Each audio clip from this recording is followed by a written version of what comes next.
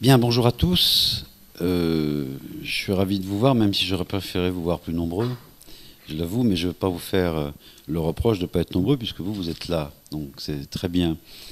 Je suis ravi de pouvoir faire cette introduction hein, qui recoupe l'idée d'université responsable. On essaye de l'être, je dirais, dans toutes nos missions. Celle-ci est une mission parmi les autres, mais c'est une mission spécifique et à laquelle j'attache beaucoup d'importance. Et j'en attache d'autant plus d'importance depuis que je vous ai rencontré, mesdemoiselles, puisque la responsabilité ou l'université responsable, c'est d'abord un discours, et je ne connais pas beaucoup d'universités qui diraient qu'elle ne veut pas être responsable. Ce qui m'a beaucoup intéressé dans la démarche de ces deux jeunes filles, sur lesquelles je reviendrai après, c'est qu'au-delà du discours, il y a des éléments concrets, il y a du sens, et c'est ce qu'il faut qu'on donne à toute action. Hein. Je le dis souvent, quand j'ai des thésards qui s'engagent avec moi, je leur demande le sens de leur engagement et pourquoi ils veulent faire une thèse. C'est un minimum incontournable, je dirais, au début d'un projet. Alors, comme tous les projets, et je reviendrai sur la population relativement faible des étudiants que vous avez aujourd'hui, vous savez, en général, quand on a des grands projets et plein d'initiatives, on est souvent très seul au début. Mais quand les projets sont solides, qu'ils tiennent, c'est là qu'on attire les foules. J'ai pas trop de doutes sur votre capacité à attirer et la capacité des étudiants de Lyon 3 à se mobiliser, parce que je pense que quand il sera bien connu et que nous le ferons mieux connaître, et vous aurez le soutien total de l'établissement sur ces questions, vous allez attirer. Le projet est solide, il est construit, il est intéressant avec des gens motivés. Et encore une fois, on est dans une action concrète. Hein. C'est pas simplement pensons aux autres. Vous donner des éléments pour non seulement y penser, mais pouvoir agir.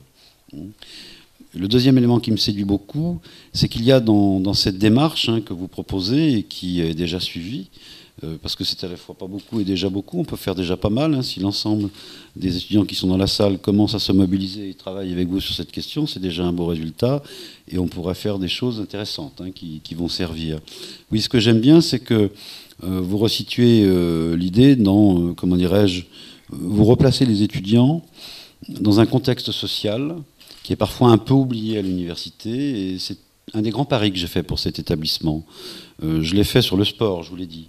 J'aimerais qu'on réintroduise le sport dans cette université et qu'on le réintroduise au sens, pour les professeurs d'une discipline normale, les professeurs de sport étant des professeurs au même titre que l'ensemble établissement et pas simplement penser l'université à travers un certain nombre de préceptes intellectuels un peu académiques, hein, en oubliant finalement la société autour. C'est une des souffrances universitaires qu'on a connues depuis des lustres, je dirais presque, hein, la tour d'ivoire, etc.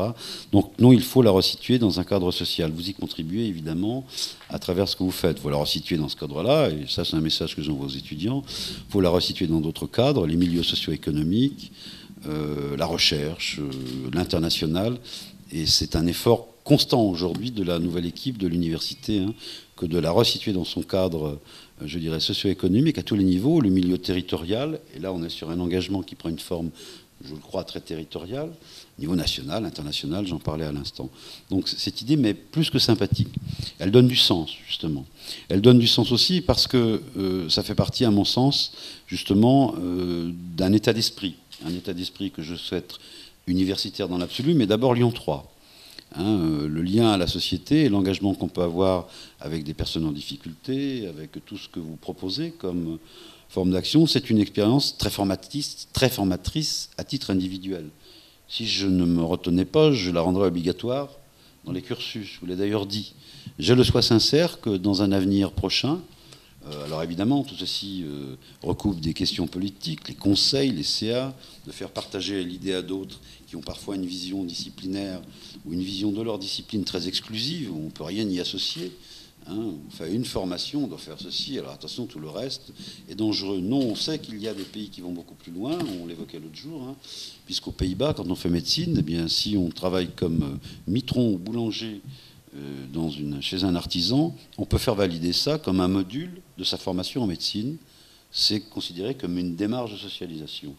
Moi, vraiment, j'aimerais qu'on aille jusque-là et qu'un jour, on puisse dire que ces formes d'action dans lesquelles vous pouvez potentiellement vous engager, eh bien, elles soient inscrites dans votre cursus, hein, elles soient prises comme un plus réel, hein, comme déjà l'effort de s'intégrer dans la vie sociale, c'est une forme de pré-professionnalisation incontestablement. Et alors en plus, quand même, d'un point de vue éthique, quelque chose qui est pour le moins sympathique. C'est une vraie valeur qu'on défend et le faire incontestablement servira à vous constituer sur les valeurs que vous voudrez bien définir comme les vôtres. Donc voilà, j'y suis extrêmement favorable. J'avais pris cet exemple qui était peut-être un peu osé. Je disais, pour moi, votre démarche, elle est un peu comme quand on est dans une école d'ingénieur. La première année de stage, on doit la faire au balai. On va, je dirais, au niveau le plus modeste de l'entreprise. Et c'est extrêmement constructif, hein, et c'est extrêmement, je dirais même constructeur pour celui qui le vit, parce que le jour, tous les ingénieurs finissent par avoir une responsabilité, hein, dans un service, et être passé par tous ces étages permet quand même d'en avoir une vision qui peut permettre de faire une prospective intelligente quand on a une responsabilité de service. Vous, sous une forme différente bien sûr, à mon sens, votre action contribue à ce que dans l'avenir, eh bien, peut-être que les étudiants qui y participeront, mais ils ont déjà sûrement un peu ça dans leur âme, c'est pas eux qu'il faut qu'on décide, il faut qu'on convainque, ce sera les autres, eh bien ils envisagent leur vie de manière peut-être un peu moins individualiste, ce qui n'empêche pas de réussir sa vie, d'avoir de l'argent, une grosse voiture si ça fait plaisir, mais peut-être en le pensant différemment. Donc je reprends mon petit papier, et si je me trompe dans votre nom, ça ne sera pas de votre faute, même si je me rappelle un peu quand même. Vous allez voir qu'en fonction des noms, je vais regarder du bon côté. Mais c'est France qui m'a donné vos noms, donc si elle a fait une erreur. Donc vraiment Cécile Cazet, je ne me trompe pas, j'en suis sûr, déléguée territoriale de la FEV sur l'agglomération lyonnaise. Je vous remercie de votre démarche de manière... Excusez-moi, délégué régional de... Oui, c'est en Rhône-Alpes, ça y est, je commence. Je me suis trompé de ligne. De votre action, et puis d'avoir pensé que l'université pourrait jouer un rôle, l'université Lyon 3. Il vous est garanti, vous aurez mon soutien, toutes les deux, et puis chacun de ceux qui voudront s'engager. Je vous le promets, si vous êtes d'accord, on défendra devant les conseils l'idée que ce que vous pourrez donner dans ce sens-là pourrait être un jour, et j'espère très prochain, faire partie, encore une fois, de l'estimation de votre parcours universitaire, hein. Comme on l'avait pour le sport, la question des bonus, je crois qu'on pourrait vraiment envisager ça pour le bonus. Il ne faut pas le voir. Si vous venez faire ce genre d'action pour avoir un bonus, ce serait un peu regrettable.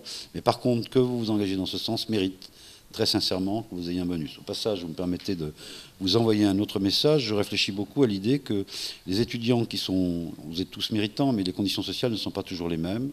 Et certains d'entre vous, je le sais, puis c'est ce que j'ai vécu quand j'avais votre âge, sont obligés de contribuer au financement de leurs études par un travail, je dirais parallèle, souvent temporaire, pas facile. Moi, j'ai financé ma thèse en faisant un peu de tout, veilleur de nuit, j'ai distribué des prospectus dans les boîtes aux lettres l'hiver. Donc je sais que c'est parfois pas facile quand on n'a pas trop d'argent. Et là aussi, j'aimerais que ce type de situation puisse être prise en compte, je dirais, dans l'évaluation des étudiants. C'est incontestablement une forte motivation que l'on montre quand on essaye d'aller trouver un peu d'argent ailleurs, quand on n'en a pas soi-même, ce qui ne veut pas dire pour autant qu'on va considérer que les étudiants qui sont plus aisés sont des étudiants dans la facilité. Il faut que tout le monde soit considéré. Mais ceux qui sont dans une situation particulière, il me semble franchement légitime qu'on pense assez rapidement, je dirais, à prendre leur situation en compte, hein. C'est ça être une université responsable, hein. C'est responsable au sens des respects des personnes et de la capacité de mesure des formes d'engagement qui ne sont pas simplement de passer 3 heures sur son cours pour l'apprendre le soir. Il faut déjà avoir le temps d'avoir ces 3 heures. Et quand on ne les a pas forcément et qu'en plus on contribue à votre action, ça doit, à mon sens, non pas être récompensé, mais motivé, hein. C'est ça la vraie idée. Donc je vous remercie aussi Cécile Michel, je vous ai dit, il va m'oublier, déléguée territoriale de la FEB sur l'agglomération lyonnaise, pour les mêmes raisons. Et puis il y a une très forte complicité que j'ai appréciée l'autre jour. Chacun a son temps de parole et au bon moment, hein. Merci encore une fois d'avoir choisi notre établissement et j'espère que le flux d'étudiants qui vont vous suivre va grossir. Au-delà de cette démarche dont j'ai parlé à l'instant, qui est une démarche individuelle, c'est une démarche importante pour l'établissement. C'est une démarche importante pour l'établissement parce que vous savez, on va pas refaire l'histoire de Lyon 3, mais enfin, c'est connu que Lyon 3 a été parfois décrié, on a été un peu traîné injustement, parfois, je dirais pas dans la boue, si un peu quand même. J'ai quelques noms sur comment dirais-je, sur une certaine presse. Il y avait des éléments de justification, hein, c'est incontestable. J'aimerais qu'on tire un trait sur ce passé pour construire quelque chose de nouveau. Et j'insiste, pas construire une image, que ce que nous produisons nous donne une autre image. Ce n'est pas la même chose. Hein. C'est comme la notion de place et de rôle, que ce soit dans le cadre du presse, dont vous entendez parfois un peu passer en disant qu'est-ce que c'est que cette bestiole un peu bizarre, les IDEC, les ceci, les cela, le niveau local, ou le niveau... Oui, mais c'est un problème, quand je la mets là, je suis trop loin, quand j'ai mal là, il s'énerve, donc je ne sais plus comment faire. Et Nathan me surveille beaucoup depuis que je le connais. C'est l'UNEF, ça, ils sont très pénibles, ces gens-là. Donc, je reviens sur ce que je disais à l'instant. Je l'ai perdu, d'ailleurs, oui, sur la notion de rôle et de place. La place qu'on pourra jouer, que vous pourrez jouer, et celle qu'on pourra vous aider à jouer, car c'est notre première mission de service public, hein, que de travailler pour les étudiants. Elle ne peut pas se définir par une revendication simple. On pourra d'autant mieux la définir qu'on aura un rôle à jouer. Hein, et votre action y contribue à ce rôle. Hein, encore une fois, elle montre qu'à Lyon 3, on se préoccupe de choses naturellement, sans le faire pour compenser quelque chose, mais parce que c'est ce que nous voulons construire aujourd'hui avec les étudiants et bien sûr l'ensemble des personnels. J'arrête de vous embêter sur un long discours. Je vous souhaite un moment de travail extrêmement productif et je vous garantis que si vous avez envie de vous investir, l'établissement et la présidence, en mon nom, enfin le président lui-même sera derrière vous et vous aidera. Et j'aimerais que vous ayez une réflexion sur peut-être les 2-3 points que j'ai évoqués. Ne peut-on pas aller vers une forme de reconnaissance, je l'ai dit dans les diplômes, hein, j'aimerais votre retour, on la posera aux associations étudiantes, aux élus de manière plus générale, hein, mais déjà vous, comment l'envisagez-vous? Est-ce que ça vous paraît... Je peux comprendre que vous me disiez aussi à ce moment, ça peut être dangereux, puisque c'est l'idée du bonus, hein, et ça ne doit pas passer par là. Je pense que c'est tout à fait compatible, hein, si c'est fait, je dirais, avec beaucoup de naturel, et sans penser, comme on dit à La Réunion, ma femme l'étant, aux avantages. Voilà. Bon travail, merci encore, et merci à toutes les deux. Et puis à très bientôt. Voilà.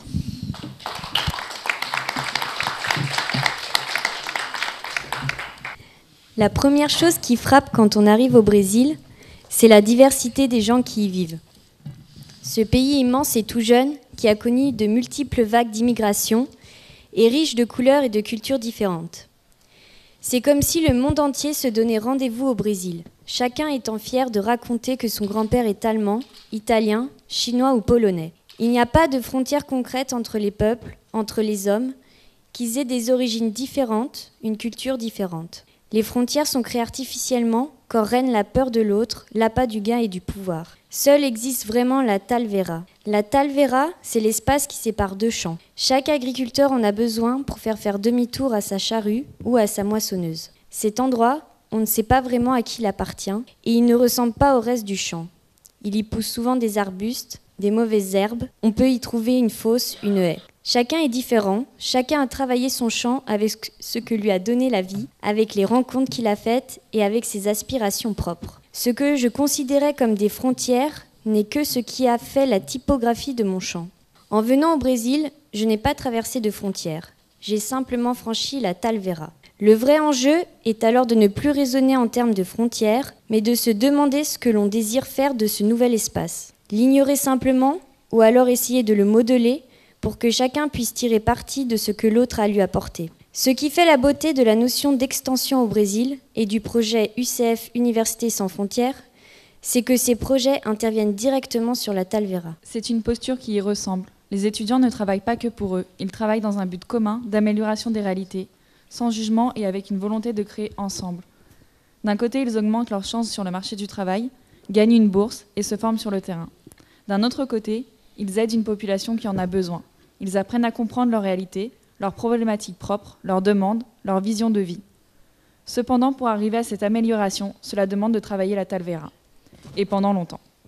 Car il faut évaluer les besoins, les siens comme ceux des autres, les concilier et les adapter au contexte, mais sans forcément choisir la facilité. Au programme de la journée sur le campus, des activités en tout genre pour des équipes de personnes âgées. Tournois de basket, foot, volley, athlétisme, stand de santé où l'on vous prend l'attention.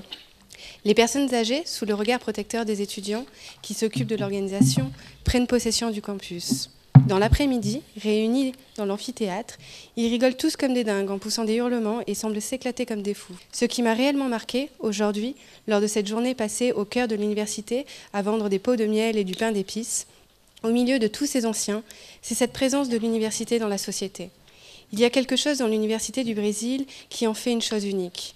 Alors bien sûr, tous les étudiants n'ont pas participé à l'événement, mais à un moment ou à un autre, ils étaient là. et étudiants et personnes âgées ont partagé leur espace de vie. Ce matin, préparant la vente d'aujourd'hui, Rosangela me demandait le rôle social qu'a l'université en France.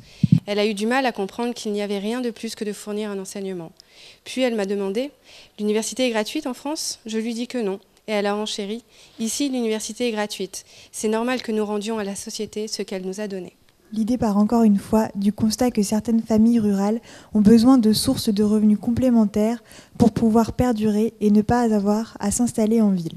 Avec toutes les conséquences que l'exode entraîne lorsque des familles non préparées à la vie en ville et sans aucune formation tentent d'y trouver du travail. L'aide mise en place par l'université s'adresse donc ici aux femmes des agriculteurs en cherchant à valoriser leur savoir-faire artisanal pour que la vente génère des revenus complémentaires décents. Plus concrètement, des élèves d'administration d'entreprises du campus, certains encore en formation et d'autres déjà diplômés, encadrés par un professeur, ont apporté leurs connaissances en gestion, marketing, vente et offert de véritables formations à un groupe de femmes de familles rurales qui ont au préalable été regroupées en diverses associations en fonction de leur canton. L'intérêt du regroupement en association est de fédérer la somme des savoir-faire et leur faire acquérir une vraie identité et plus de visibilité auprès des autorités des municipios. Ainsi, dans le marché organisé ce jour au sein des locaux du campus de Cascavel, j'ai pu distinguer avec ces femmes qui m'ont témoigné du succès de ce projet. Certaines m'ont affirmé avoir augmenté leur production par 7 et avoir acquis une importance qui leur apportera plus de crédibilité pour pouvoir obtenir le financement de petits investissements dans leurs outils de production, par exemple.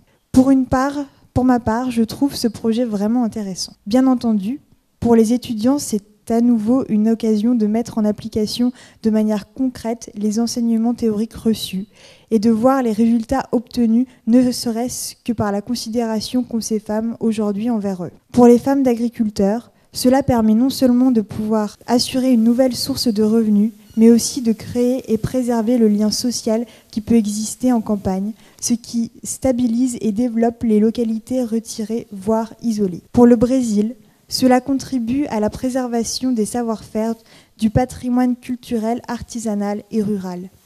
L'humain est à nouveau replacé au centre de la problématique. L'extension est davantage une pratique où l'on découvre que ce que l'on sait ou ce que l'on a appris n'est pas toujours une vérité. On doit donc, lorsque l'on fait de l'extension, être prêt à subir de petites leçons d'humilité et d'humanisme. Car aller à la rencontre de l'autre demande effectivement une aptitude à se remettre en question. Ensuite vient la posture qui doit nécessairement être active. La notion de territoire est certainement au centre du programme Université sans frontières. Si les connaissances universitaires ne répondent pas aux demandes de son territoire, alors ces connaissances, lorsqu'elles ne sont pas partagées, ne servent qu'à maintenir un fossé, voire même à l'augmenter. En revanche, lorsque la rencontre université et territoire se produit, le dialogue se transforme en action. C'est bien que le rapport à la réalité évolue et la réalité elle-même en est transformée. Merci. Ces quelques extraits sont issus d'une expérience de 5 étudiants français, de 15 étudiants français qui sont allés passer 5 mois au Brésil grâce à la FEV et à la région Rhône-Alpes pour voir un petit peu ce qui se passait au Brésil. Et je vous propose que maintenant, Cécile Cazet puisse nous en dire un petit peu plus sur à la fois la FEV et cette expérience au Brésil et ce que ça a permis aussi de construire comme réflexion autour de l'université. Merci. Bonsoir à toutes et tous. Peut-être en guise d'introduction, vous dire en quelques mots ce qu'est la FEV, histoire que vous compreniez d'où je parle. Donc la FEV est une association qui a 20 ans cette année, une association d'éducation populaire dont le projet associatif est la lutte contre les inégalités sociales et éducatives par l'engagement de la jeunesse. C'est-à-dire qu'on a fait le pari il y a 20 ans que la jeunesse devait être une ressource pour le développement des territoires et en priorité, j'allais dire, la jeunesse étudiante, parce qu'on était convaincus qu'il y avait chez les jeunes une envie forte de s'engager et contrairement à un certain nombre de discours sur l'égoïsme ambiant ou le repli des jeunes sur eux-mêmes, nous on était convaincus au contraire qu'il y avait un fort potentiel en termes d'engagement à partir du moment où on propose à des jeunes de s'engager dans des cadres qui correspondent à leur façon de se représenter le monde, qui correspondent à leur façon de vivre, qui ne sont pas forcément les mêmes que celles d'il y a 20 ou 30 ans. Voilà. Donc c'est un petit peu le pari qu'on a fait il y a 20 ans. Aujourd'hui, on mobilise donc des étudiants à qui on propose de s'engager auprès d'enfants et de jeunes en difficulté issus des quartiers politiques de la ville, donc les quartiers prioritaires, via un certain nombre de formules. Donc ça va de l'engagement bénévole 2 heures par semaine pour accompagner un jeune en difficulté dans sa scolarité à un moment donné. Ça va à un engagement via le volontariat. Je crois qu'il y a un certain nombre de volontaires dans la salle qui s'engagent sur une petite année à raison de 26 heures semaine sur un certain nombre de projets, sur la question de la place de l'université, sur la question du lien famille-école, enfin sur des choses de ce type-là. Et puis ça passe de plus en plus ces dernières années via des engagements intégrés dans les cursus universitaires. Je pense à un certain nombre de stages ou de projets tutorés qui nous permettent, en partenariat avec les universités, de proposer des terrains d'engagement en lien directement avec les compétences en cours d'acquisition et qui donc sont intégrés dans les cursus. Il se trouve que depuis une dizaine d'années environ, on travaille autour de la question de la reconnaissance de l'engagement étudiant dans les cursus universitaires, pour plusieurs raisons. La première, c'est ce que rappelait le président Combi juste avant, c'est que l'engagement permet une certaine pré-professionnalisation. En tout cas, il permet de se doter d'un certain nombre de compétences transversales qui ne sont pas acquises sur les bancs de l'université dans un milieu, j'allais dire, clos, ou en tout cas peu ouvert sur l'extérieur, mais que ça s'apprend bien dans le cadre d'un engagement sur le terrain et dans le cadre de rencontres diverses et variées. Donc ça, c'est un premier élément, c'est-à-dire qu'il nous semble, nous, que l'engagement facilite en tout cas l'insertion sociale et professionnelle des jeunes diplômés. Le deuxième élément, c'est que plus il y a de jeunes qui s'engagent, plus les projets qui peuvent être mis en place dans le cadre de ces engagements peuvent se développer. Et qu'aujourd'hui, au regard des besoins sociaux sur les territoires, on voit bien qu'il y a urgence, j'allais dire, à pouvoir densifier, renforcer ces programmes dans tout un tas de domaines divers et variés. Le troisième élément, c'est que ça contribue à faire du lien social. C'est-à-dire que l'engagement permet à des étudiants d'aller dans des quartiers au contact de populations qu'ils n'auraient pas forcément rencontrées sinon, et que ça, c'est aussi une façon, j'allais dire, de faire société. C'est-à-dire que c'est une façon de créer une rencontre, alors de manière un petit peu artificielle à un moment donné.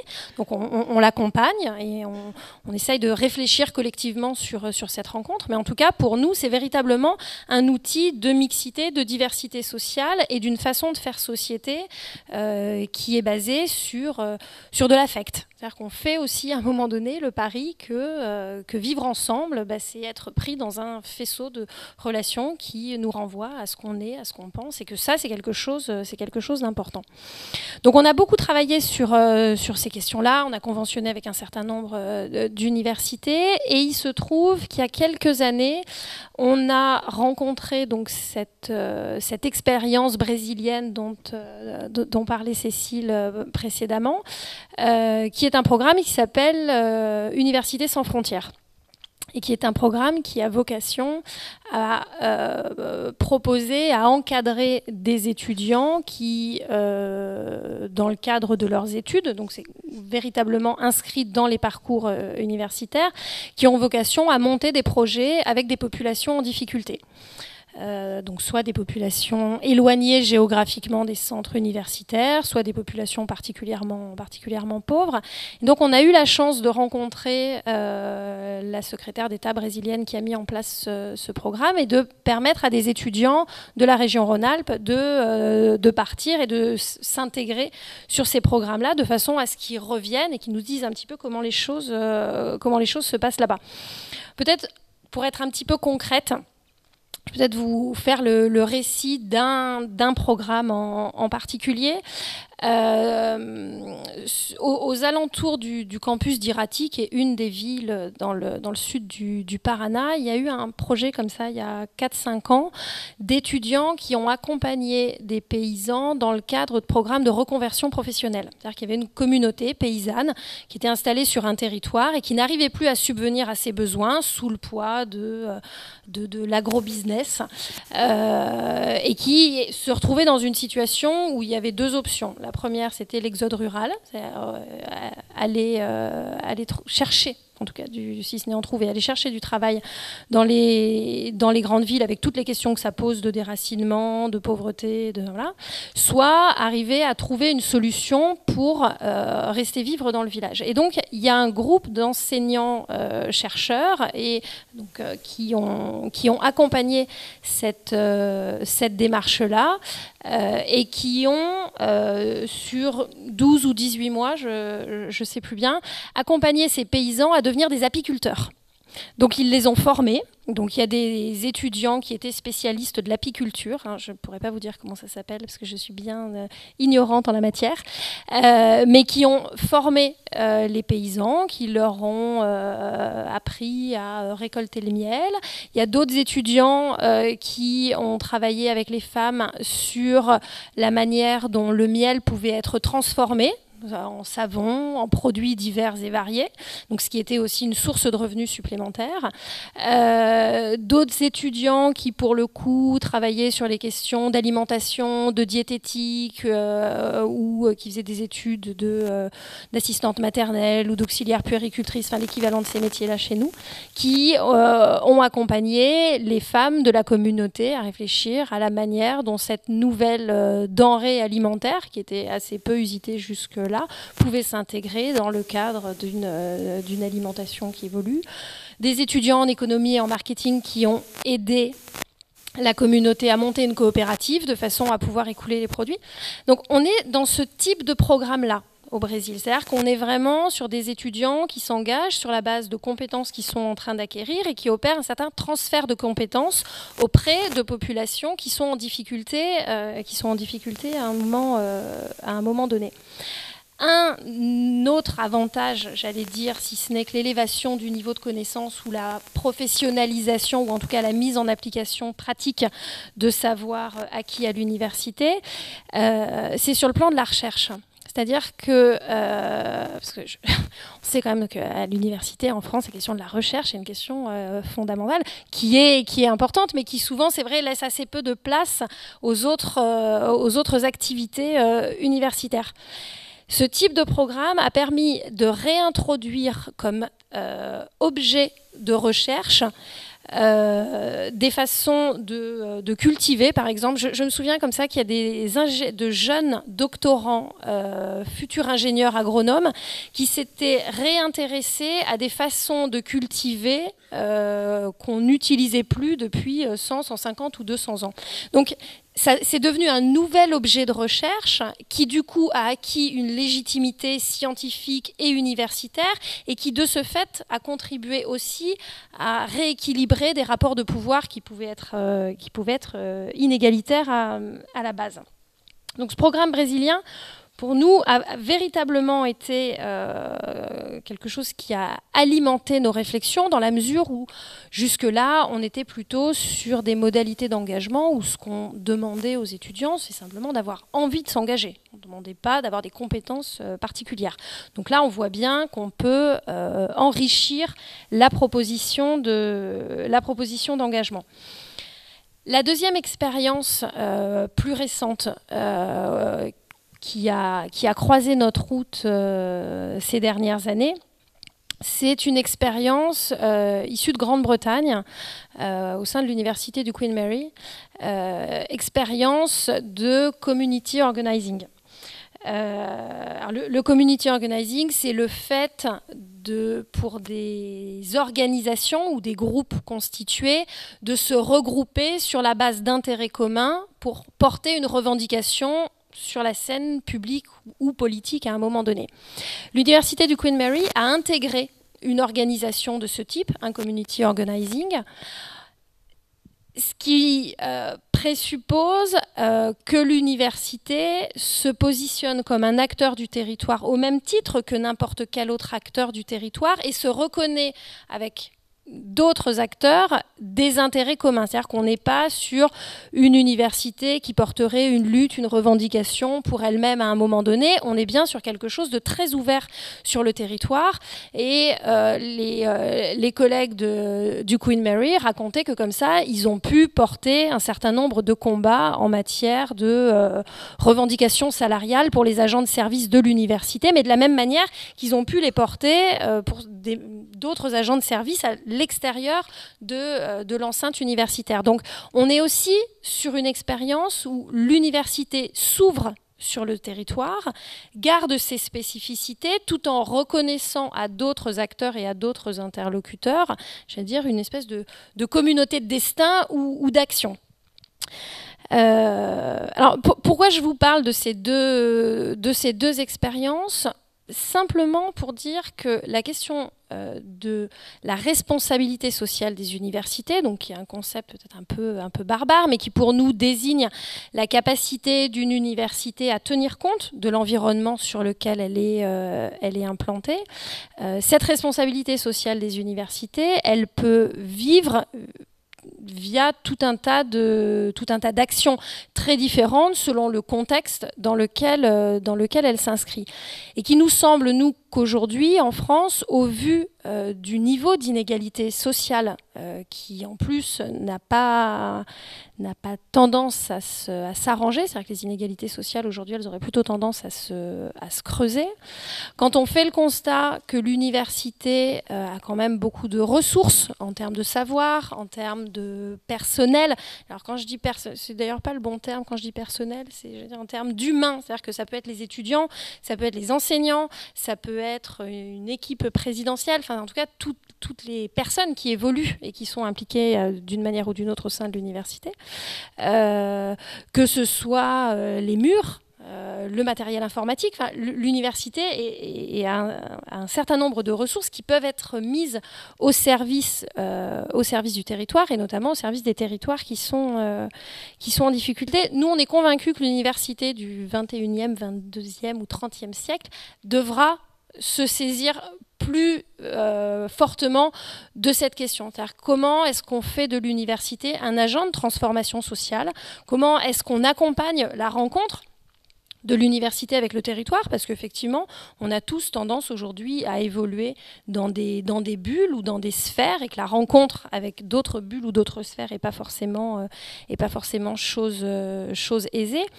Mais en tout cas, au vu de la ressource ou des ressources internes aux universités et au vu du maillage territorial, c'est-à-dire qu'aujourd'hui, sur le territoire, alors les choses bougent, mais en tout cas, j'ai vu comme ça dans une étude qu'il y a des annexes universitaires qui sont à une distance raisonnable de tous les territoires en difficulté, qui permettent cette rencontre, ce qui n'est pas le cas. On parlait du Brésil. Au Brésil, vous n'avez pas d'université à moins de 500 ou 600 km de certains villages. On a la chance en France d'avoir un maillage territorial universitaire qui est une force et qui doit pouvoir être une ressource pour les dits territoires. Donc voilà, moi peut-être juste 4 éléments forts que je retiens, parce que sinon je vais pas m'arrêter. C'est que l'institution universitaire donc, constitue une ressource qui doit être mise à profit des territoires, et notamment des territoires en difficulté. Que l'université a un rôle fondamental à jouer en termes de développement territorial et que tout le monde a y gagné. C'est-à-dire que ça permet, ce que j'indiquais tout à l'heure, ça permet d'élever le niveau de connaissance, mais ça permet aux étudiants de se professionnaliser, ça permet aux enseignants de trouver des terrains de stage ou d'application dans un moment où c'est pas toujours simple de se dire où est-ce que mes étudiants vont aller faire leurs premières armes, que c'est un moyen de faire société où la solidarité, c'est plus simplement une espèce de supplément d'âme, mais où véritablement c'est un moteur central d'une éventuelle politique publique un jour.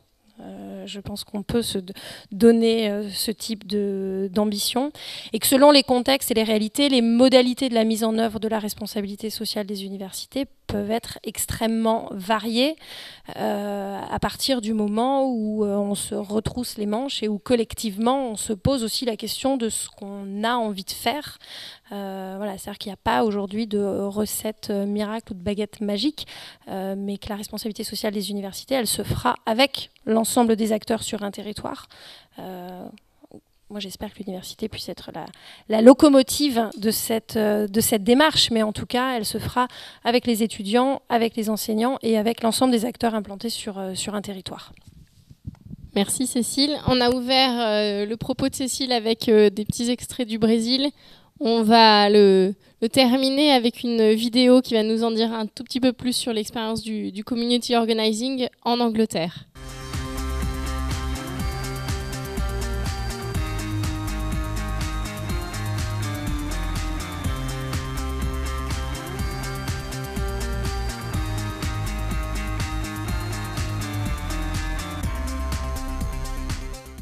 James Scott, vous êtes étudiant, chercheur à l'université Queen Mary et spécialisé dans la notion de community organizing.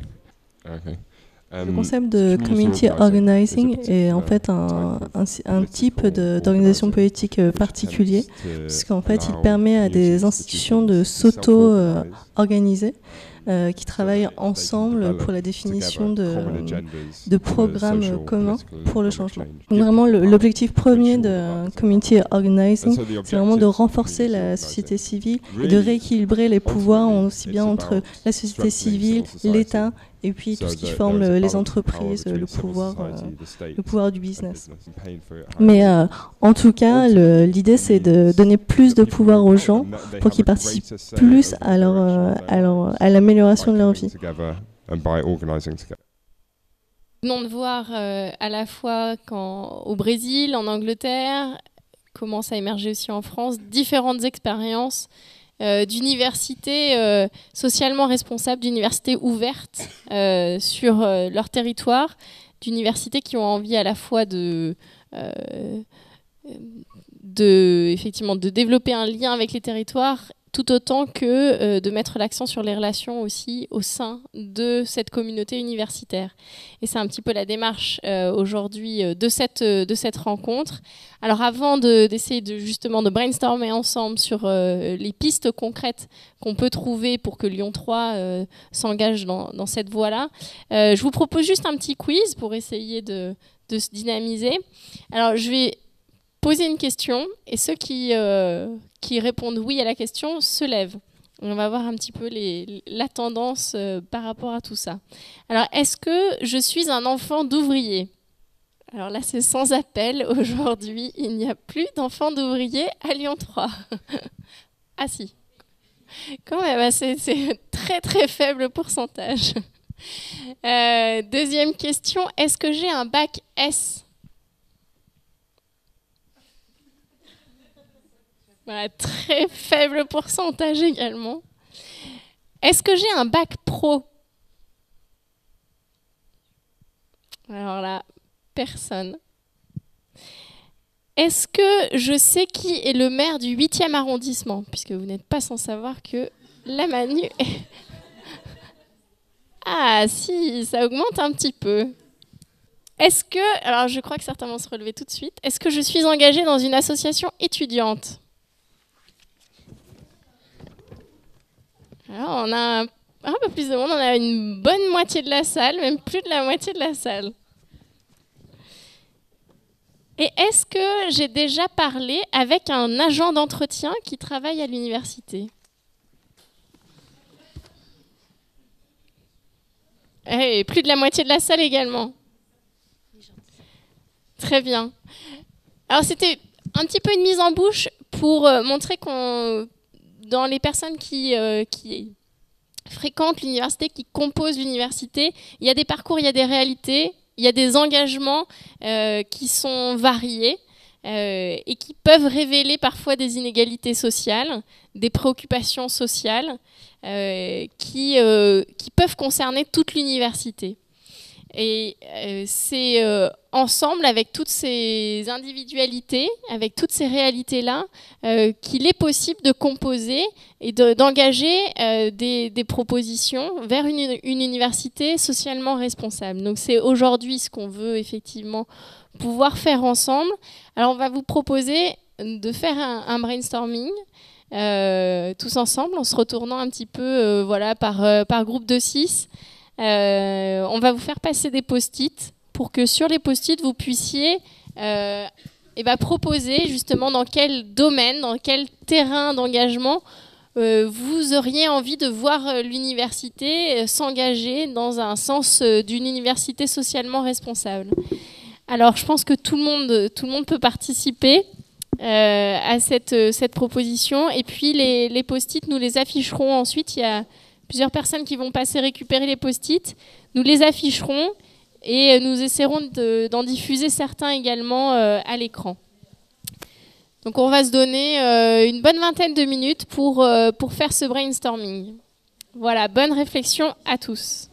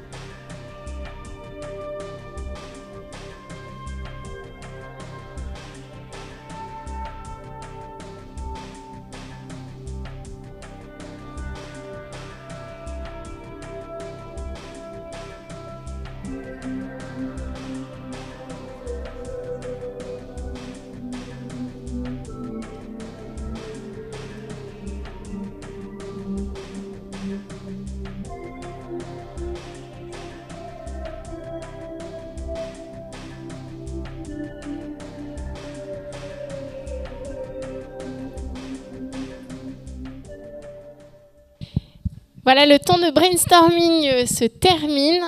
Il y a déjà pas mal d'idées qui ont été affichées sur les post-it. Vous le voyez, il en reste encore qui ont de la place parce que tout ça ne s'arrête pas aujourd'hui et on espère bien qu'effectivement d'autres étudiants, d'autres personnes de cette université vont pouvoir s'impliquer par la suite. Et pour cela, je laisse le mot de la fin à France Laredo qui va nous dire justement un petit peu comment cette production-là ouvre sur d'autres étapes. France. Alors, déjà, on va garder trace de ce que l'on a fait ensemble. Donc, que ce soit les différentes prises de parole ou la production via ce brainstorming au travers des post-it. Donc ça, on va le mettre en ligne sur le site, sur la page Facebook. Je pense que la FEV va relayer également. Donc ça va laisser trace et ça va donner du sens. Le président l'évoquait tout à l'heure. Donc là, c'est une première étape. On s'était déjà engagé vers une université plus responsable autour du développement durable, avec une volonté d'ouverture sur la cité. On a déjà mené des actions. Là, nous, on veut continuer. Alors c'est dur. C'est dur parce qu'on est dans le hard, là, mais en tous les cas, il y a une vraie volonté du président. Nous, on va poursuivre. Alors, entre nous, on a eu aussi des idées. Moi, je me fais fort de les porter. Et voilà, des petites actions au quotidien. Par contre, je souhaiterais qu'on puisse poursuivre alors, ce qu'on a vécu aujourd'hui. Et là, moi, je vous remercie parce que vous nous avez sollicités, vous êtes venus vers nous. C'était pas facile obligatoirement lorsqu'on a commencé à travailler parce que vous nous avez fait cheminer. Je me fais fort aussi d'intégrer le travail que nous avons réalisé ensemble. Voilà. Et merci à vous. de nous avoir accordé ce temps.